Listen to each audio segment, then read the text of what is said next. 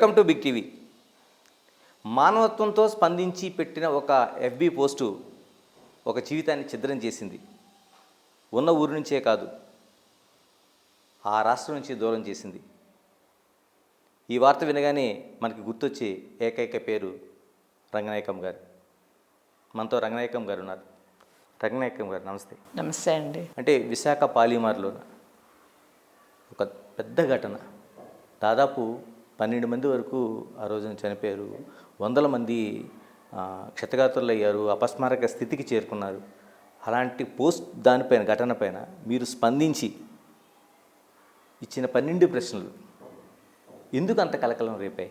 అది ఎందుకని అలా వాళ్ళు ఫీల్ అయ్యారో నాకైతే అర్థం కాదండి. అది మామూలుగా ఎవరైనా జనరల్గా ఒక ప్రజలకు వచ్చే అనుమానాలే అవన్నీ. అది అందరికీ వచ్చిన అనుమానాలే. ఒక ఫ్రెండ్ పెట్టిన పోస్ట్ని నేను షేర్ చేశాను. నాకు చాలా నచ్చింది ఆ పోస్ట్. అవును, అడగాల్సిన ప్రశ్నలు, తెలుసుకోవాల్సిన విషయాలు, ప్రజల గురించి ఆలోచించాల్సిన విషయాలు అని చెప్పి తీసుకున్నాను అనమాట. అది తీసుకున్న తర్వాత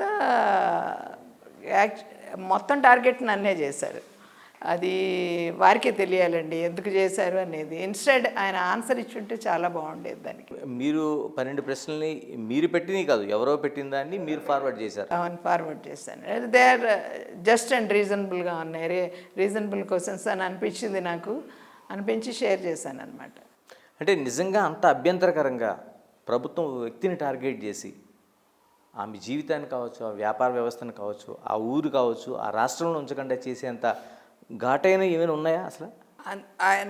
నాకు తెలిసి ఉండదండి అసలు. అది ఇప్పుడు ప్రజెంట్ ఎట్లా అంటే నేను ఎలా దాన్ని అడగటానికి అర్హత ఉంది అని అనుకున్నానంటే, ఇంతకుముందు గవర్నమెంట్లో ప్రతి చిన్న విషయానికి ఏం జరిగినా కూడా ఒక ప్రెస్ మీట్ చెప్పి ప్రజలకు చెప్పేవారు. మంచి జరిగినా చెడు జరిగినా ఏదైనా టూర్ వెళ్ళినా వచ్చినా చేసినా చంద్రబాబు నాయుడు గారు ఆ రీతిలోనే మనకే ఆన్సర్స్ వస్తాయనే ఉద్దేశంతో పెట్టాను అనమాట. దాంట్లో నేనేదో వాళ్ళని టార్గెట్ చేయాలి అదంతా నాకు బ్యాడ్ ఉద్దేశం అయితే ఏం లేదు. నేను ఎక్స్పెక్ట్ చేశా సమాధానాలు వస్తాయి చక్కగాను అని చెప్పని అనుకున్నాను. రంగనాయకం గారు, అనేక ఘటనలు జరుగుతుంటాయి. అలాంటి ఘటనలో పాలిమర్ ఘటన కూడా ఒకటి. ఒక గ్యాస్ లీకేజ్ లాంటిది, అందులో స్టెరైన్ కావచ్చు, లేదా ఇంకోటి కావచ్చు, ఏదైనా కావచ్చు. మీకు అంత లింక్ ఏర్పడడానికి ఏమైనా అంతకుముందు గతంలో జరిగిన ఘటనలు ఏమైనా కారణమైనాయి? భోపాల్ గ్యాస్ ప్రమాదం అండి, అది పెద్ద ప్రమాదం. అది అసలు మన దేశంలోనే గుర్తుండిపోయింది. అసలు ఎంతమందో దానిలో ఇన్వాల్వ్ అయ్యారు. ఒక ఫారిన్ కంట్రీ గ్యాస్ ఇదంతా అనమాట. ఆయన్ని కూడా జైలు శిక్ష పడింది ఆ కంపెనీ డైరెక్టర్కి. ఆ ఎఫెక్ట్ ఎలా ఉండిందంటే ఈరోజు కూడా స్టిల్ వాళ్ళ జీన్స్ ఎలా దెబ్బతినిపోయాయంటే, పిల్లలు ఇంకా డిఫెక్టివ్గా పుట్టే పిల్లలు ఉన్నారండి అక్కడ, డిఫెక్ట్స్తో పుడుతున్నారు. ఈ ఏంటంటే ప్రమాదకరమైన వాయువులు, వీటిని ఎప్పటికప్పుడు కూడా మానిటర్ చేసుకుంటూ కోవిడ్ టైంలో కంటిన్యూస్గా మూసేసో దేనికో దాన్ని తెరిచారు. గ్యాసు ప్రొడక్షన్ ఆపి ఎందుకని కట్టేశారు. అది ఓపెన్ చేసేటప్పుడు వాళ్ళు తీసుకోవాల్సిన జాగ్రత్తలు తీసుకోలేదు అనేది ఖచ్చితంగా తెలుస్తుందండి. అందువల్ల ఏంటంటే వాళ్ళ మీద అది గవర్నమెంటు దాన్ని టేకప్ చేసి ఎందుకని ఏంటి అని వెరిఫై చేసి ఉంటే ప్రజలందరూ సంతోషించేవారని నా ఉద్దేశం.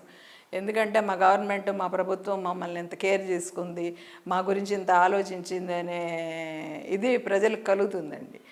అందుకనే అనుకున్నాను. నేను చాలా జనరల్గా థింక్ చేశాను. నేను ఐఎమ్ నాట్ పాయింటింగ్ అవుట్, ఎవరినో దాన్ని చేయాలని చెప్పి అనుకోలేదు. ఏం జరిగింది 2020వ సంవత్సరం ఆ రోజున పెట్టిన తర్వాత ఏం జరిగిందండి ఆ రోజున? ఆ రోజు పెట్టిన తర్వాత ఐ థింక్ ఒక వీక్కో ఏమో వచ్చారండి, 1 వీక్కో ఏమో వచ్చారు. వచ్చి సాయంత్రం పూట ఇదే టైంలో వచ్చారు. వచ్చి మిమ్మల్ని అరెస్ట్ చేస్తున్నామండి అన్నారు. అర్థం కాలేదు, ఎందుకు సార్ అన్న అంటే కోవిడ్ టైం యాక్చువల్గా అది. అంటే ఇట్లా మీరు పోస్టు పెట్టారు, దాని మీద గవర్నమెంటు రాజద్రోహం ఏదో సంథింగ్ ఏదో కేసు అది పెట్టారు అని అంటే నాకు అర్థం కాల. సరే కూర్చోమని చెప్పి అంతా ఇది చేసిన తర్వాత ఎల్జీ పాలిమర్స్ కేసు అండి అన్న. నేనేం తప్పు చేయలేదండి అందులోనూ. నేను తప్పు చేశానని ఇవాళ కూడా నేను అనుకోవట్లేదు. ఈ పూటకి మీరు వచ్చి నుంచున్నా కూడా దానికి ఏదో నేను భయపడిపోయి నేను తప్పు చేశానని మాత్రం నేను ఒప్పుకోను సార్ అని చెప్పి. అంటే యాక్చువల్గా మీకు ఈ కేసులో పాస్పోర్ట్లో వేసి ఇచ్చేసి మిమ్మల్ని ఇది చేయొచ్చు, కానీ పెద్దవారు అని చెప్పి ఆ, ఒక 7.5 సంవత్సరాల జైలు శిక్ష పడే ఏదో సంథింగ్ ఏదో చెప్పారండి. నాకు ఆ ఇంపాక్ట్ గుర్తు కూడా లేదు అసలు. అందుకని మిమ్మల్ని అరెస్ట్ చేసి తీసుకెళ్ళట్లేదు, కానీ మీరు 21వ తారీఖున వచ్చి సిఐడి ఆఫీస్కి వచ్చి స్టేట్మెంట్ ఇవ్వాలి, మీరు హాజరవ్వాలి, విచారణకు హాజరవ్వాలి.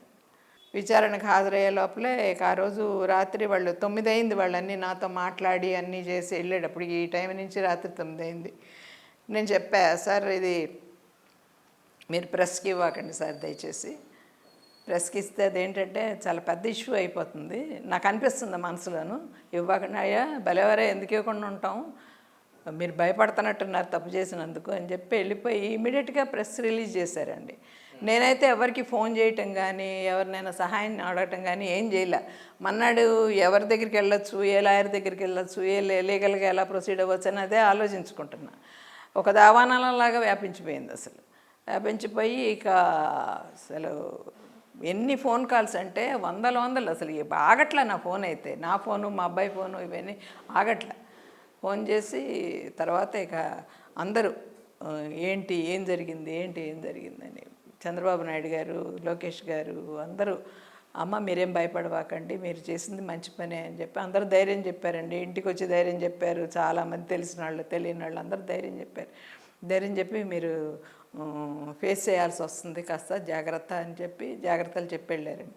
తర్వాత సిఐడి ఆఫీస్కి వెళ్ళిన తర్వాత నాకు పార్టీ రిలేటెడ్గా ఏమన్నా ఉందా అనేది నన్ను చాలా అడిగారండి.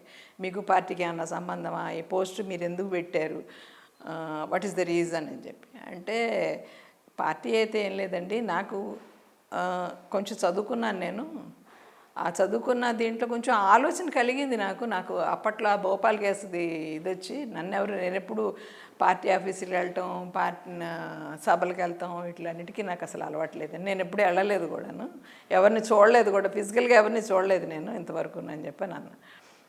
అంటే తర్వాత ఇక రాయించుకొని ఇది చేసి ఇక ఎంతసేపటికి ఇదే ఇంట్రాగేషన్, మీరు ఎవరి ప్రెషర్తో పెట్టారు అనేది నన్ను చేశారు. నన్ను ఎవరు ప్రెషర్ చేయలేదండి, నా అంతటి నేను పెట్టాను అని చెప్పి తర్వాత బయట గోల ఎక్కువయ్యేటప్పటికి స్టేట్మెంట్ రాయించుకొని సంతకం పెట్టించుకొని పంపించేశారు. ఎలా అంటే మీరు ఫార్వర్డ్ చేసిన వాళ్ళని ఎవరిని విచారణ చేయలేదండి?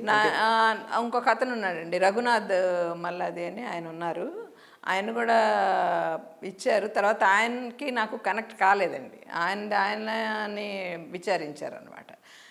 విచారించిన తర్వాత ఇక మా గురించి ఏమీ తెలియలేదండి, విషయాలు అయితే ఏం తెలియదు. అది తర్వాత ఏం జరిగిందనేది తెలియదు. చాలా ఎట్లా అంటే అబ్రాడ్కి వెళ్ళిపోయింది, అసలు చాలామంది అడిగారు, ఇంకా చుట్టాలు బంధువులు ఆల్ ఓవర్ ఇండియా అండి, నేషనల్ వీళ్ళు కూడా అడిగారనమాట. దీంట్లో ఏమైనా మీకు పరిణామాలు కనుక జరిగితే మాకు ఎమ్మటే ఇన్ఫామ్ చేయండి అని చెప్పి అడిగారు, వచ్చి ఇంటర్వ్యూ తీసుకుని వెళ్ళి. సరే చెప్తానన్నాను. తర్వాత నన్ను ఆ తర్వాత కదిలించాల, అట్లాగా ఉండిపోయిందనమాట అది.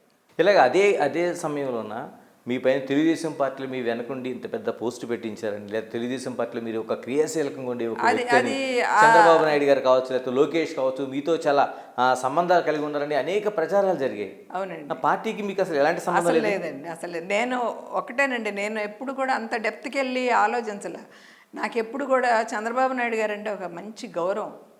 ఆయన మొదటి నుంచి నేను అబ్జర్వ్ చేసేటప్పుడు మా ఇంట్లో ఏంటంటే డైరెక్ట్గా పాలిటిక్స్లో పార్టిసిపేట్ చేస్తే ఊరుకునేంత ఇది మా వారికి వీళ్ళకి ఉండేది కాదు. అందుకని నేను ఎంతసేపు న్యూస్ పేపర్ చదివేదాన్ని, ఓ టీవీ చూసేదాన్ని, న్యూస్ వినేదాన్ని, ఇంతకు తప్పితే నేనేదో డైరెక్ట్గా పాలిటిక్స్కి ఇన్వాల్వ్ అవ్వాలి. అప్పుడు మా వారు కూడా చనిపోయారు, ఖాళీగా ఉండేదాన్ని, అందుకని ఆ ఫేస్బుక్ అలవాటు అయిందనమాట. చంద్రబాబు నాయుడు గారు అంటే ఒక మంచి ఇంప్రెషన్ అండి. ఆయన ఉన్నంతకాలం వ్యాపారాలు కూడానండి, బైఫర్కేషన్ అయిపోయిన తర్వాత ఎంత బాగా జరిగినాయి అంటే, ఆయన వచ్చి బైఫర్కేషన్ అప్పుడు మాకు గుంటూరులో రోజుకి 9 గంటలకు పవర్ కట్ ఉండేదండి. ఆ హోటల్స్ జనరేటర్లు వేసి ఆడించుకొని చేసే అంత ఇది లేదు, వ్యాపారాలన్నీ తగ్గిపోయినాయండి, ఫ్లోటింగ్ లేదు, ఒక రకమైన దీనమైన స్థితిలోకి వెళ్ళిపోయింది గుంటూరు. మరీ అసలు గుంటూరుకి అయితే అసలు లైఫ్ లేదనిపించేటట్టు అయిపోయిందనమాట. ఆ పరిస్థితుల్లో వీరు వచ్చాక అమరావతి ఎప్పుడైతే ఆయన ప్రకటించారో రాజధాని అని, ఇంకా విపరీతమైన ఫ్లోటింగ్ అండి. అద్దెలు పెరిగిపోయినాయి, ఫ్లోటింగ్ పెరిగిపోయింది, వ్యాపారాలు బాగున్నాయి, కళకళలాటం మొదలుపెట్టింది అనమాట. ఇక నాకు ఊపిరి తిరిగింది అప్పటికి నేను చాలా ఇబ్బందులు పడుతున్నాను. నేను ఊపిరి తిరిగి చాలా ఆనందం వేసింది. అబ్బాయి ఇక మనకి ఇంకా ఏ ప్రాబ్లం లేదు, ఇంకా అందరం బాగుంటాము, అందరి వ్యాపారాలు బాగుంటాయి అని చెప్పి ఎంతో ఆనందించానండి. ఆ 2019లో ఇంకా వన్స్ ఆ రిజల్ట్ రాగానే ఎవ్రీథింగ్ క్యాన్సిల్డ్, అన్నీ క్యాన్సిల్ అయిపోయినాయి. అమరావతి ఆగిపోయింది, ఇసుక ఆగిపోయింది. ఇసుక ఎప్పుడైతే ఆగిపోయిందో ఇసుకకు సంబంధించి దాదాపు చాలా నిర్మాణంలో రంగంలో చాలామంది ఉంటారండి. దాదాపు 15-20 మంది దాకా ఉంటారు వ్యవస్థలు. అందులో వాళ్ళందరికీ నోటికడుగుడిపోయింది. కాదండి రంగనాయకం గారు, ఎక్కడ గుంటూరు, ఎక్కడ హైదరాబాదు, ఎక్కడ శంకర విలాసు, ఇక నేను ఉండలేకపోయాను సార్. అదేంటంటే అలసైపోతాం సార్. ఒక్కసారి ఎప్పుడైతే వీక్ అయిపోతుందో పొజిషను, అన్ని విధాలు అలసైపోతాం. ఎవరికి కావాల్సిన పని వాళ్ళు చేసేసుకుంటారు. అలా జరిగిందనమాట. నేను ఎవరిని తప్పు పట్టాను సార్. ఇదేంటంటే నా ఫేట్ ఏంటంటే నాకు అలాగా జరగాలని ఉందని అనుకుంటున్నాను. అంటే వ్యాపారం దెబ్బతిందండి. అంటే ఇప్పుడు అక్కడ నుంచి ఇక్కడికి రావాల్సిన అవసరం వచ్చింది అంటే వ్యాపారం దెబ్బతింటాం కదా సార్. నాకు కొంచెం కొన్ని లయబిలిటీస్ ఉన్నాయి. ఇక అందులో ఏంటంటే వాళ్ళు సెటిల్మెంట్లకి వెళ్ళారు. వెళ్తే ఇక చేసిన వాళ్ళు అప్పుడు ప్రభుత్వంలో ఉన్న పార్టీ మెంబర్స్ అనమాట. వాళ్ళంతా కూడా నన్ను చాలా ఒత్తిడి చేసి తీసుకున్నారు. అసలు ఎట్లా అంటే ఆ కరోనా పీరియడ్లో ఒక ఆటో దొరికేది కాదు, ఒక ఇది దొరికేది కాదు. రోడ్డు మీద రావటం, నడవటం, వెళ్ళటం, అసలు మొత్తం అంతా డాక్యుమెంటేషన్ దగ్గర నుంచి వాళ్ళే దగ్గరుండి చేయించేసి సంతకాలు పెట్టి చేసుకున్నారు. నాకు 10% వాటాగా ఇచ్చాను అనమాట. చాలా జరిగింది సార్. అదంతా ఇంకా మీ చేతిలో లేదు శంకర విలాస్? లేదండి. నాకు లోపలికి వెళ్ళటానికి కూడా నాకు అవకాశం లేదు. ఇంకా వాళ్ళు ఏదైనా ఇస్తే తీసుకోవటమే. సరే ఇక ఆ పరిస్థితుల్లో ఏమైందంటే నేను ఇంకో చోట పట్టాపురంలో ఒక చోట ప్లేస్ తీసుకుని పెట్టి అది కూడా నాకు ఎలా అంటే కొంచెం ఫ్రెండ్స్ సహాయం చేశారు. నెక్స్ట్ లోకేష్ సహాయం చేశాడండి. అంతకుముందు ఇంకోటి ఐటీసీ అని ఉందండి మా అక్కడ ట్రంక్ రోడ్ మీద. ఐటీసీకి ఆపోజిట్లో ఒక రెస్టారెంట్ తీసుకున్నాం. ఆ రెస్టారెంట్ దగ్గర కూడా మేము మోసపోయాం. మమ్మల్ని తీసుకోమని చెప్పి తర్వాత హీ డిసీవ్డ్ అస్. అక్కడ ఇప్పటికీ శంకర విలాస్ అని ఉంది కానీ బట్ ది క్లోజ్డ్ ఇట్. అదే వాళ్ళు రన్ చేయలేక ఆపేశారు. తర్వాత ఇక్కడ ఈ ప్లేస్లో నేను తీసుకొని పెట్టిన తర్వాత అసలు ఐ నెవర్ ఎక్స్పెక్టెడ్ అండి. నేనున్నాను అక్కడ అని తెలిసి అసలు మేడం గారు పెట్టారు ఇక్కడ, ఇదేంటి మేడం గారు ఇక్కడికి వచ్చారండి శంకర విలాస్ మేడం గారిని. అసలు ఎటువంటి బిజినెస్ అంటే రోడ్డు ట్రాఫిక్ జామ్ అయిపోయేది అనమాట. అంత బిజినెస్ జరిగేదనమాట. అందరూ ఆశ్చర్యపోయేవారు. ఆ టైంలో మళ్ళీ నా మీద ట్రేడ్ లైసెన్స్ ఇవ్వకుండా ట్రేడ్ లైసెన్స్కి అప్లై చేశాను. అన్ని లైసెన్స్లు వచ్చాయి కానీ ట్రేడ్ లైసెన్స్ ఇవ్వాలి. పక్కాళ్ళు ఒప్పుకోవట్లేదండి. అందుకని మేమేమో వాళ్ళు సీఎంఓ దాకా పెట్టారు. సీఎంఓ నుంచి ఒత్తిడి వస్తుంది, మాకు మేయర్ గారి నుంచి ఒత్తిడి వస్తూ ఉంది, మీరు తీసేయాల్సిందే, ఆపేయాల్సిందే. సీజ్ చేసేసారు హోటల్, రన్నింగ్ హోటల్ని సీజ్ చేసేసారు. సీజ్ చేసిన తర్వాత మళ్ళీ నేను అప్లై చేసుకొని ఇది చేసిన తర్వాత కరెక్ట్గా 4 నెలల పాటు ఇవ్వలేదు సార్. నేను తీసుకున్నదే 11 months అగ్రిమెంట్. అది 11 months అగ్రిమెంట్లో నేను నడిపింది ఒక 2 నెలలేమో సరిగ్గా నడిపానేమో. తర్వాత మూతపడింది. 4 నెలలు మూసేశారు. అంటే ఆంధ్రప్రదేశ్లో అడుగు పెట్టను అని ఇంకా ఏముంది సార్. నేను అన్నేళ్ళు సర్వీస్ చేశాను. 40 ఏళ్ళ సర్వీస్ నాది ఉంది అక్కడ హోటల్స్లోనే. నేను పెళ్ళి వెళ్ళేటప్పటికి 50 ఏళ్ళు అక్కడ. నేను చదువుకుంది కూడా విమెన్స్ కాలేజీలో అండి, గుంటూరులో. 52 ఏళ్ళు యాక్చువల్గా. 70లో చేరాను విమెన్స్ కాలేజీలో. పెళ్ళి ఎమ్మటే అయిపోయింది డిగ్రీ అవ్వగానే. అంత ఇదిలో నా వెనకాల అమ్మ మేము ఉన్నాము, మేము మాట్లాడతాం, మీరేం ఇదవ్వకండి, ఒక ఎమికబుల్గా వెళ్దురు కానీ మీకు ఇది లేదు. అందరూ కూడా వదిలేశారు. అందరూ తెలిసిన వాళ్ళందరూ కూడా వదిలేశారు, లిటరల్గా వదిలేశారు. మాతో చెప్పలేదే అని అంటారు. తర్వాత మాతో చెప్పలేదు. నా సఫరింగ్ మీరు చూస్తున్నారు, ఎందుకు సఫర్ అవుతున్నానో చూస్తున్నారు. చూసి కూడా ఎవరికైనా చెప్పుకునేందుకు కూడా వీల్లేకపోయింది సార్. చాలా మానసిక దీంట్లో వచ్చేసాను అనమాట. అక్కడి నుంచి కొంచెం ప్రశాంతంగా ఉంటే మనసు పనిచేస్తుంది సార్. నాకు ఉన్నదే కాస్త మెదడు, అదే నా ఆస్తి. దీని మీద ఇక్కడికి వచ్చాక కాస్త రిలాక్స్ అయ్యి ఏం చేయాలి, ఫ్యూచర్లో ఏం చేయాలి అని చెప్పి అనుకుంటా కూర్చున్నాను. నాకేంటంటే పాపం మా బాబు పిల్లలు కూడా పెద్దవాళ్ళు అయ్యారు. పెద్ద పాప నీట్ రాసింది, చిన్న పాప అప్పటికి నేను వచ్చేటప్పటికి జూనియర్ ఇంటర్ అయిపోయింది, సీనియర్లోకి ఎంటర్ అయింది. అది ఐఐటి జేఈకి ట్రై చేస్తూ ఉంది. వాళ్ళిద్దరి భవిష్యత్తు ఏమవుతుందా అని అదొక్కటి బాగా దిగులుగా ఉందండి నాకు. వాళ్ళ వాళ్ళ వాళ్ళ చదువులు, వాళ్ళ మంచి చెడు అంతా కొంచెం ట్రాక్ అయిపోతే లైఫ్ మళ్ళీ వాళ్ళు బాగుంటారు. నాకు ఈ వయసులో నాకు సంతోషంగా ఉంటుంది. అంటే గుంటూరు తెలిసిన ప్రతి ఒక్కరికి బ్రాడీపేటలో శంకర విలాసు తెలిసే విషయం అది. అలాంటి 75 ఏళ్ల చరిత్ర కలిగిన శంకర విలాసం వదులుకొని వచ్చినప్పుడు ఎలాంటి ఫీలింగ్ ఉంది? ఎట్లా అంటేనండి, నేను ఒక పార్ట్ ఆఫ్ మై లైఫ్ అక్కడ ఉండిపోయింది. నా శరీరం వచ్చింది కానీ ఎక్కడికి, నా మనసు అంతా అక్కడే ఉంది సార్. కొన్నాళ్ళ పాటు చాలా బెంగ పెట్టుకున్నాను. పొద్దున్న లేస్తే నాది అనుకునేది ఏమీ లేకుండా అయిపోయింది గుంటూరు అని చెప్పి చాలా బాధ వేసింది. చాలా రోజులు నాకు మెంటల్గా నేను చాలా దెబ్బతినేదాన్ని. అది చాలా గట్టి చేసుకున్నాను అనమాట. అసలు ఇంకోళ్ళు అయితే సూసైడ్ చేసుకోవాలి. నేను ఒక్కొక్క రోజు నా అవసరాలకు కూడా ఇబ్బంది పడ్డేదాన్ని అన్నమాట. ఆ టైంలో మా పాపకి ఇదంతా నేను చెప్పలేదండి. తను అమెరికాలో డాక్టర్. తను తెలిసి బాగా బాధపడింది. ఏంటమ్మా ఎంత జరిగితే నువ్వు అసలు నాకు ఏం చెప్పలేదు అని చెప్పి. Now she is looking after us. తను ఏం పర్వాలేదు నేను ఉన్నాను అని చెప్పి ఇక ప్రస్తుతం జరుగుతూ ఉంది నా లైఫ్.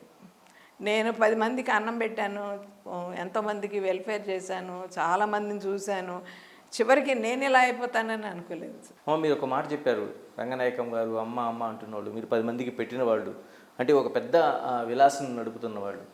ఆ టైంలో బయట ప్రజలు పక్కన పెడితే మీ బంధువులు, మీ స్నేహితులు, మీ సహాయం పొందిన వాళ్ళు, మీ దగ్గర పనిచేసిన వాళ్ళు ఒక్కరు కూడా రానప్పుడు ఏమనిపించింది? లేదండి, బంధువులు మాత్రం నన్ను వెనకుండి వాళ్ళే ఆదుకున్నారు సార్. ఇప్పుడు సమస్య ఏంటంటే భోజనం గురించే కదా సమస్య సార్. నాకు చాలా సమస్యలు, ఇబ్బందులు ఉన్న దీంట్లో వాళ్ళు నా వెనకాల ఉండి ఇప్పటికీ ఆదుకుంటూనే ఉన్నారు వాళ్ళు. నా సిస్టర్స్ అందరూ కూడా. నా సిబ్లింగ్స్ మాత్రం ఎవరికి ఉండరు అంత మంచి సిబ్లింగ్స్ వాళ్ళు. నా సిస్టర్స్ కానీ నా బ్రదర్ కానీ వీళ్ళందరూ కూడా ఆదుకుంటున్నారు. కాకపోతే ఏంటంటే ఎంతకాలం వాళ్ళ మీద ఆధారపడి, కాళ్ళు చేతులు బాగానే ఉన్నాయి కదా, పని చేసుకోగలం. ఆ టైంలో ఇక ప్రతిసారి వెళ్ళి వాళ్ళ మీద ఆధారపడాలి. నాకు ఈ సమస్య వచ్చింది, దీనికి అంత కావాలి, దానికి అంత కావాలంటే అది ఎన్నాళ్ళు భరిస్తారు? అది బాగుండదు కదా. I have to live on my self. మా బాబుకి సర్వైవల్కి మళ్ళీ నిలబెట్టుకోవాలి సార్. అది అంటే ఒక దశలో మీరు చెప్తున్నారు, మిమ్మల్ని పలకరించాలంటేనే భయపడి చుట్టూతా ఉన్న వాళ్ళు కానీ, ఇదివరకు ఇంటిమేట్గా తిరిగిన వాళ్ళు కానీ, వీళ్ళంతా ఎట్లా అంటే వాళ్ళకు కూడా గవర్నమెంట్ ఏదో ఒకటి పని ఉంటుంది. నాతో వాళ్ళు చాలా క్లోజు అని తెలుసుకున్నారనుకోండి, ఏమోలే ఈవిడికి మనకి క్లోజ్గా ఉన్నారంటే మనల్ని ఏమన్నా అంటారేమో వీళ్ళొచ్చి, మన మీద ఏమన్నా అవుతుందేమో అని చెప్పి చాలామంది నాకు, నా సర్కిల్ అంతా తగ్గిపోయింది, నా చుట్టూతా ఇదంతా తగ్గిపోయింది. ఇలాగ ఆ సమయంలో మీ పైన కులముద్ర వేశారు. ఇంతకీ ఎవరు రంగనాయకమ్మ? ఎవరు అసలు? ఈ రంగనాయకమ్మ అనే పేరులో ఉన్న ఈ కమ్మ అనేది బాగా కొట్టింది సార్. ఎలా అంటే నాకు తర్వాత తెలిసిందనమాట, మీ కులం గురించి కూడా వెరిఫికేషన్ వచ్చిందమ్మా, కమ్మ అని చెప్పారు, అందుకని మీరు అది సెంటర్లో ఉన్నారు, పెద్ద వ్యాపారం చేస్తున్నారు, అందుకని టార్గెట్ చేశారు మిమ్మల్ని అని చెప్పాను. అది ఏ నేరం అండి? ఎవరు నన్ను చంపానా, పొడిచానా, ఏదన్నా? మీది ఇంటర్కాస్ట్ అనుకుంటా కదా? ఏమండి, మీది ప్రాంతాలు వేరే వివాహం అనుకుంటా మీది? అది మా ఫాదర్ ఇన్ లా కేరళ నుంచి వచ్చారు సార్. కేరళ నుంచి వచ్చారు. హీఈస్ ద ఓన్లీ పర్సన్, కేరళేట్ అనమాట. కేరళ నుంచి వచ్చారండి. అది ఆయన వచ్చి ఇప్పటికి ఒక 80 ఏళ్ళు అవుతుంది. కాకపోతే ఆయన నా పెళ్ళైన తర్వాత 92లో చనిపోయారు మామయ్య గారు. ఆయన లెగసీ కంటిన్యూ చేస్తున్నాం అందరం. అంటే ఆయన పెట్టింది ఏంటండి? శంకర విలాస్, శంకర్ గారు. శంకర్ అంటే ఆయనండి, శంకర విలాస్ అని ఆయన పేరు మీదేనండి. ఆ లెగసీ మెయింటైన్ చేయాలని నేను చాలా తాపత్రయపడ్డాను సార్. నా చేతుల్లో పాడైపోయిందని బాగా దిగులుగా ఉంటుంది రోజు నాకు. ఇలాగ మెడిసిన్ చేసి వైద్యులు కావాల్సిన రంగనాయకం గారు ఈ ఫీల్డ్లోకి ఎలాగొచ్చారు అసలు? ఈ హోటల్ ఫీల్డ్ అంటే అప్పట్లో మా పేరెంట్స్ పరిస్థితి ఎట్లా అంటే మెడిసిన్ చదివించేంత ఇది లేదు సార్. అందుకని నేను ఏం చేశానంటే, అసలు యాక్చువల్గా మెడిసిన్ చదువుదామని గుంటూరు వస్తే డిగ్రీ కాలేజీలో జాయిన్ అవ్వాల్సి వచ్చింది, విమెన్స్ కాలేజీలో. దట్టు ఆ సబ్జెక్ట్ ఏంటి, హోమ్ సైన్స్. హోమ్ సైన్స్ అప్పుడే ఎర్లీ అన్నమాట పీరియడ్. కానీ సచ్ ఏ బ్యూటిఫుల్ సబ్జెక్ట్ అండి ఆ సబ్జెక్ట్. మీరు ఎంత మంచి సబ్జెక్టు అది. ఇవాళకి నేను చెప్తున్నాను కదా, ఒక హౌస్ వైఫ్ పని లేదు హౌస్ వైఫ్కి అనుకుంటారు కదా, అది చదివితే తెలుస్తుందండి హౌస్ వైఫ్కి ఎంత విలువ ఉంటుందో. ఒక మినీ ఇంజనీర్, ఒక mini financial management, house management, అసలు ఎవ్రీథింగ్ అండి. ఇలా మిమ్మల్ని ఇబ్బంది పెట్టిన ప్రభుత్వం వెళ్ళిపోయింది, కొత్త ప్రభుత్వం వచ్చింది. ఏదైతే మీరు అభిమానించిన ప్రభుత్వం కావచ్చు, మీరు అనుకున్న నాయకుడు కావచ్చు, ఒక వ్యూ ఉన్న నాయకుడిలాగా మీరు ఏదైతే అనుకుంటున్నారో అలాంటి ప్రభుత్వం వచ్చింది. ఏమనిపిస్తుంది మీకు ఇప్పుడు? ఇప్పుడు మాత్రం నాకు అసలు పోలింగ్ వరకు కూడా నాకు నా ఓటు ఉందో లేదో నాకు తెలియదండి. తెలియక చాలా ఇబ్బంది పడ్డా. నన్ను అక్కడికి రమ్మని చెప్పి కబురు చేశారు, కానీ నాకు వెళ్ళటానికి కాళ్ళు చేతులు రాలా. సరే, విజయవాడలో ఒక అడ్వకేట్ ఉన్నారు, మా బాబు కన్నా చిన్నవాడే, కానీ తనకి నేనంటే చాలా ఇష్టం, రవితేజ అని, వదిరి అని. తను ఏం చేశాడంటే జూనియర్ అడ్వకేట్స్ వీళ్ళందరూ కలిసి టీమ్ స్వేచ్ఛ అని ఒకటి పెట్టారు. వాళ్ళన్నీ కూడా ఇలాగ పబ్లిక్ పనికి వచ్చే పనులన్నీ చేస్తుంటారు అన్నమాట. పిల్స్ వేయటం కానీ ఏదన్నా కానీ. ఇందులో ఆ రోజున పెట్టిన టాపిక్ ఏంటంటే 2014 నుంచి 2024 వరకు క్రైమ్ రేట్ ఎలా ఉంది, పోలీస్ వ్యవస్థ ఎలా పనిచేసింది, రిజిస్టర్ ఆఫీస్ వ్యవస్థ ఎలా పనిచేస్తుంది, దీని గురించి ఒక టాపిక్ అనమాట పెట్టి అందరిని ఇన్వైట్ చేశారు. ఆ రోజున నన్ను కూడా ఇన్వైట్ చేశారు. నేను ఇన్వైట్గా మామూలుగా దానికి రమ్మన్నారేమోనని చెప్పి వెళ్ళా. ఎప్పుడది 10వ తారీఖున వెళ్తే నన్ను స్టేజ్ మీద పిలిచాడు. నాన్న, నేను అసలు ప్రిపేర్ అవ్వలేదు, నాకు అసలు తెలియదమ్మా సబ్జెక్ట్ అని. ఏం లేదంటే మీరు ఏం చెప్పినా వింటారు, చక్కగా వింటారు, అందరూ ఇష్టపడతారు. సరే, నాకు తెలిసింది ఏదో చెప్పాను. చెప్పి అట్లా ఉండగానే గుంటూరు నుంచి భాష్యం స్కూల్ రామకృష్ణ గారు, భాష్యం కాలేజీ రామకృష్ణ గారు ఫోన్ చేశారు. ఫోన్ చేసి, అమ్మ మీరు ఒకసారి రేపు రావాలి, హైదరాబాద్లో ఉన్నారా అంటే, లేదు సార్ ఇట్లా విజయవాడ వచ్చానంటే, దయచేసి రేపు 11 o'clock కల్లా మన ఆఫీస్కి వచ్చేసేయండి, మా స్టాఫ్ అందరికీ మీరు కొంచెం బూస్ట్ ఇవ్వాలి, మీ స్పీచ్ చెప్పి వాళ్ళని కొంచెం మోటివేట్ చేయాలి అని చెప్పాను. అంటే సరే వెళ్ళాను. వెళ్తే ఈ ఆనడమి వేల్ అది ఇక్కడ నుంచి తన పాపం కారులో పంపించాడు విజయవాడ. అక్కడికి వెళ్ళిన తర్వాత ఈ ఆనడమి అసలు ఎంత బాగా చూసుకున్నారంటే రామకృష్ణ గారు నా గురించి చెప్పి, ఇలాగా సోషల్ మీడియాలో కేసు పెట్టారు అందరూ ఉండి, నేను వెళ్ళంగానే దిగి మీ అప్లాస్. ఇలాగ మీరు నిజంగానే ఏ పార్టీకి చెందని వ్యక్తి, మామూలు ఒక సాధారణంగా ఉండే మహిళా వ్యాపారం చేసుకుంటున్నారు అంటే, మిమ్మల్ని వేధింపులే అటువైపు వెళ్ళేలా చేసాయా, లేకపోతే వాళ్ళు చేస్తున్న అభివృద్ధి లేకపోతే మిగతా చేసినాయి సార్. అంతకుముందు దాకా నేనేంటంటే, నేను ఏదైనా పార్టీ అని చెప్తే వ్యాపారం చేసుకునే వాళ్ళకి పార్టీలు ఎందుకని అంటారు. ఎప్పుడైతే నాకు గేట్లు ఓపెన్ చేసేసారు, అందుకనే నవ్ ఐఎమ్ టెల్లింగ్, నేను తెలుగుదేశం, కంప్లీట్లీ తెలుగుదేశం. నాకేం అందులో సభ్యత్వాలు ఏం లేవు. I support sir Telugu Desam. ఇలాగా ఎన్ని కేసులు మై లాస్ట్ బ్రెత్. ఎన్ని కేసులు పెట్టారండి మీ మీద? ఒక్కటే సార్, ఇంకా నంబర్ ఆఫ్ కేసెస్ వెళ్ళవు. ఆ ఇంపాక్ట్కి వాళ్ళు తడిచారు సార్. ఇలాగ అయిందా? ఇప్పుడు ఇంకా కంటిన్యూ అవుతున్నాయా కేసులు? అంటే నాకు తెలిసి ఏదో నంబర్ వేసి సమ్మన్స్ సర్వీస్ చేసే దీంట్లో ఉన్నారు, సంజయ్ గారు వచ్చిన తర్వాత అని అన్నారు సార్. మరి ఐ డోంట్ నో, ఆ ఫ్యాక్ట్ అయితే నాకు తెలియదు. ఐ హర్డ్ అది ఇలాగా కేసు బిగిన్ అవ్వచ్చు అని. కానీ ఇప్పుడు అయిపోయింది కాబట్టి దాని గురించి పట్టించుకోకపోవచ్చు, విత్డ్రా చేసేయచ్చు, గవర్నమెంట్ మారింది కాబట్టి ఐఎమ్ హోపింగ్. ఇలాగ ఇప్పుడు శంకర విలాస్ మీరు కళ్ళగన్నది మీ మామగారు స్వయం కృషితో పెట్టింది, బలవంతంగా మీ దగ్గర నుంచి తీసుకునే పరిస్థితి వచ్చిందని చెప్తున్నారు. ఇలా దానికోసం ఆలోచిస్తున్నారా? అది నాకు ఎలా జరుగుతుంది అనేది నేను ఐ కెనాట్ డిసైడ్ అండి. ఎందుకంటే అవతల వ్యక్తులు కూడా నాకు ఎలా కోఆపరేట్ చేస్తారనేది తెలీదు. దాన్ని నేను ఇప్పుడే ప్రెడిక్ట్ చేయలేనండి. ఎట్లా వెళ్తుంది దాని మీద నాకు ఎటువంటి న్యాయం జరుగుతుంది అనేది I have to wait and see. నేను వెయిట్ చేయాలనుకుంటున్నాను. అంటే లీగల్గా ఉన్నాయండి ఏమైనా ఫైట్స్ ఏమైనా ఉన్నాయి? లీగల్ ఏం లేదు సార్. అదే రాసుకున్న దాని ప్రకారం నాకు రెమ్యూనరేషన్ అది ఇస్తామన్నారు. రెమ్యూనరేషన్ అది ఏమి ఇవ్వట్లేదు 3 years బట్టి కూడా. ఏయో రీజన్స్ చెప్తున్నారు అదని ఇదని. ఏ విధంగా కూడా నాకు న్యాయం అనేది శంకర విలాస్ నుంచి జరగాలి సార్. అంతే కదా, మీ సిగ్నేచర్ అది. మీకు శంకర విలాస్ అనేది ఒక సిగ్నేచరు. మీ 75 ఏళ్ల పాటు ఒక చరిత్రను తీసుకొచ్చేదాన్ని మీరు అందులో కూడా మీరు కష్టపడి నడిపింది. పెద్దవాళ్ళందరూ కూర్చుంటే కనుక తేలిపోతుంది సార్. ఏమైనా ఇప్పుడు ప్రభుత్వం మారింది, ఏమైనా వాళ్ళ వైపు తీసుకెళ్లే అవకాశం ఉందా? నేను ఇప్పుడు కోర్టులకి వెళ్ళి ఫైట్ చేసేంత శక్తి నాకు కూడా లేదు సార్. అది మానవత్వంతో నా గురించి కూడా ఆలోచించాలి అనేది మాత్రం కోరుకుంటున్నాను నేను. ఏమంటున్నారు? ఒక స్టేజ్లో మిమ్మల్ని చూశారు, ఇప్పుడు ఈ స్టేజ్ వరకు చూస్తున్నారు, ఆ ఒడిదుడుకు నుంచి కొంచెం బయటపడుతున్న పరిస్థితి చూస్తున్నారు. మీ పిల్లలు ఏమంటున్నారు? లేకపోతే మీ బంధువులు కావచ్చు, స్నేహితులు కావచ్చు అందరూ ఏమంటున్నారు? ఏంటంటేనండి, అక్క నీ మనసుకి ఏది నచ్చితే అది చేయి. పిల్లలు కూడా? పిల్లలు కూడా, మీ పిల్లలు కూడా? మా పాప కూడా, మా బావ కూడా, నీ మనసుకి ఏది నచ్చితే అది చేయమ్మా. నువ్వు చెప్పినట్టుగా నువ్వు ఇప్పుడు ఈ ప్రజెంట్ సిచ్యువేషన్లో ఎలా మనం నిలబడగలం అనేది నువ్వు తీసుకునే నిర్ణయం బట్టే ఉంటుంది. నీ మనసుకు నచ్చినట్టే చేయమ్మా అని చూస్తున్నాను, ఎదురు చూస్తున్నాను సార్. ఆ రోజు ఆ క్షణం కోసం ఎదురు చూస్తున్నాను. మీకు ఎంతమంది ఉన్నారండి చదువులో పిల్లలు? ఇద్దరు ఆడపిల్లలండి, ఇద్దరు మనవరాళ్ళు, మా బాబు పిల్లలు అనమాట. వాళ్ళు ఉన్నారు. ఇద్దరు మంచి బాగా చదువుతారు. పాప జేఈలో అడ్వాన్స్డ్ను మొన్న జరిగిన మెయిన్స్ రెండిట్లోనూ క్వాలిఫై అయ్యిందండి పాప, చిన్న పాప. పెద్ద పాప చిత్తూరు అపోలో మెడికల్ కాలేజీలో చేరింది లాస్ట్ ఇయర్. అదనమాట. ఇక వాళ్ళ చదువులు ఏ డిస్టర్బెన్స్ లేకుండా జరగాలని కోరుకుంటున్నానండి. నా జీవిత ధ్యేయం అది. ఒక 5 ఏళ్ల కాలంలో మీలాంటి వాళ్ళు అనేక మంది, అంటే పార్టీలతో సంబంధం ఉన్నా లేకపోయినా వ్యాపారాలు చేసుకున్న అనేక కేసులు పెట్టారు, అక్రమంగా వాళ్ళని నిర్బంధించారు, జైలు పాలు చేశారు. చివరికి చంద్రబాబు నాయుడు గారు కూడా ఆ పరిస్థితి వచ్చింది. ఎలా చెప్తారు? మీరు ఒక సామాన్యురాలిగా మీరు ఎలా ఎదుర్కోవాల్సిన అవసరం ఉందని నేను ఒకటి ఆ రోజున ఎక్స్పెక్ట్ చేశాను సార్.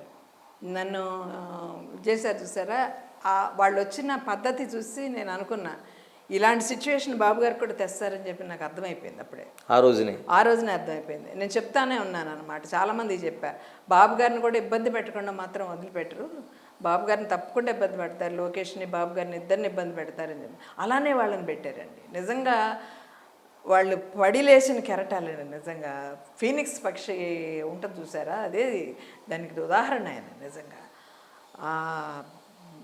వాళ్ళ ప్రతి మనిషి కూడా దేవుడి పక్కన కాదు, దేవుడి కన్నా ముందు చంద్రబాబు నాయుడు గారికి దండం పెట్టుకోవాలి వాళ్ళ ఆంధ్రప్రదేశ్లో మాత్రం. ఆయన లేకపోతే ఆంధ్రప్రదేశ్ లేదండి. అంటే అమరావతి మరీ పూర్తి అయిపోతుంది, అన్నీ అసలు అందరూ వచ్చేస్తారు చూడండి, మళ్ళీ వెనక్కి స్ట్రాంగ్ అయిపోతుంది ఈసారి, దానికి ఒక స్ట్రెంగ్త్ వస్తుంది.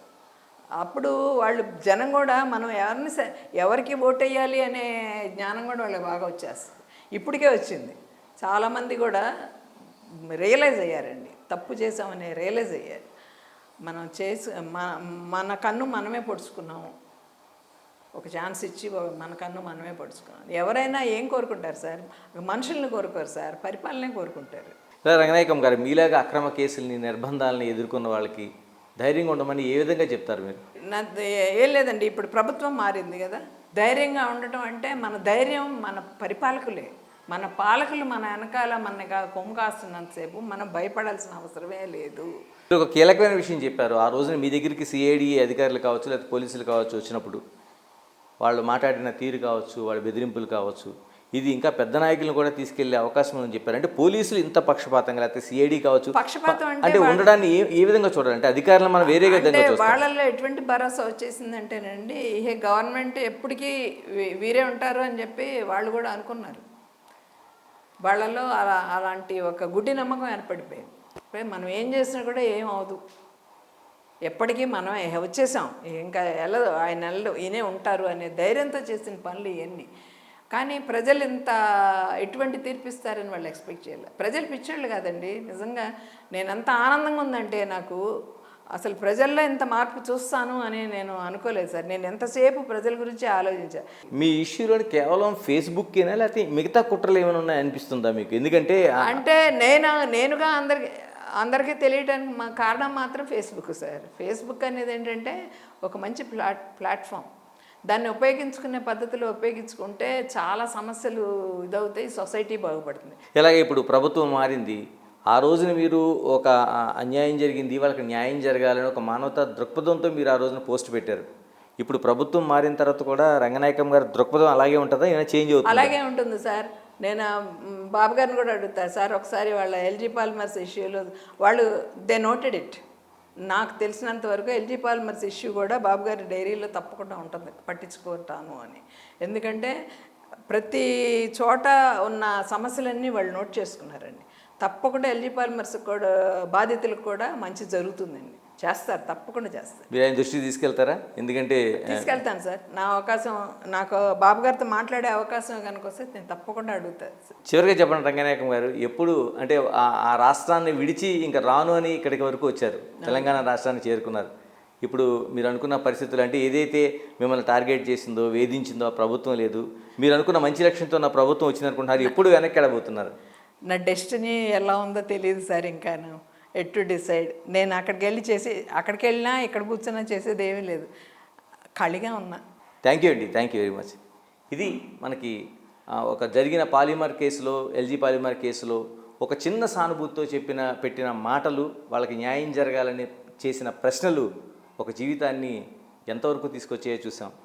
ఇప్పుడు రంగనాయకం గారికి ఎలాంటి న్యాయం జరుగుతుంది? ఎందుకంటే ఒక రాష్ట్రాన్నే విడిచిపెట్టిన పరిస్థితి వచ్చింది. ఇప్పటికీ ఆ కేసులు ఉన్నాయా లేదో తెలియని ఆ పరిస్థితి. మరి ఇప్పుడు మారిన తర్వాత ప్రభుత్వం ఏ విధమైన నిర్ణయాన్ని తీసుకోబోతుంది? ఆవిడ జీవితంలో ఎలాంటి మార్పు తీసుకురాబోతుంది? చూడాల్సింది. Signing off, this is Ganesh.